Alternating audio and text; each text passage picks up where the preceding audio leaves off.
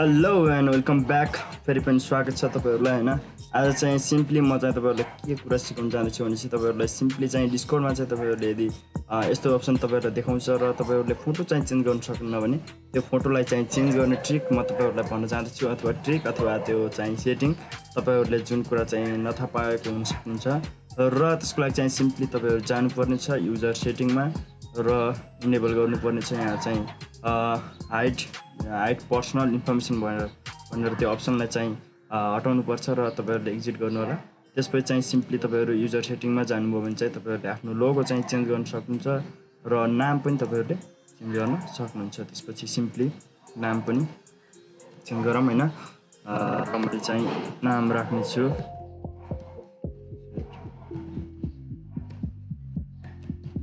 नेपाल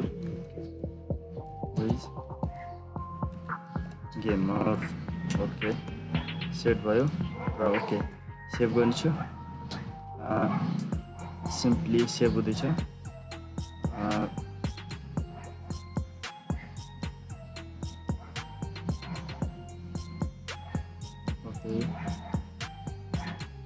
यसरी नै तपाईँहरू चाहिँ यहाँबाट चेन्ज गर्न सक्नुहुन्छ होइन। सिम्पली तपाईँहरूको आफ्नो पासपोर्ट हाल्नु होला।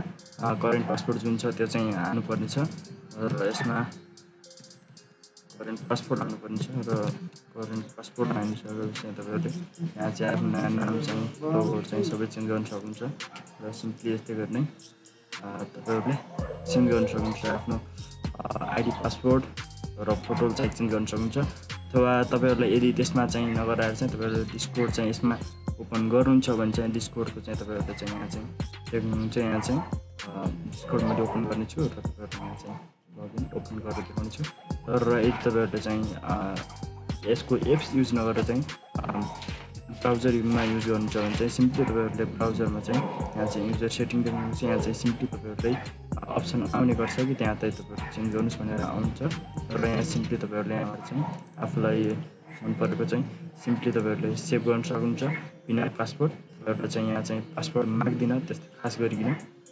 र यसरी नै सेभ गर्नु होला। र आजलाई यति नै। बाई बाई, जय नेपाल।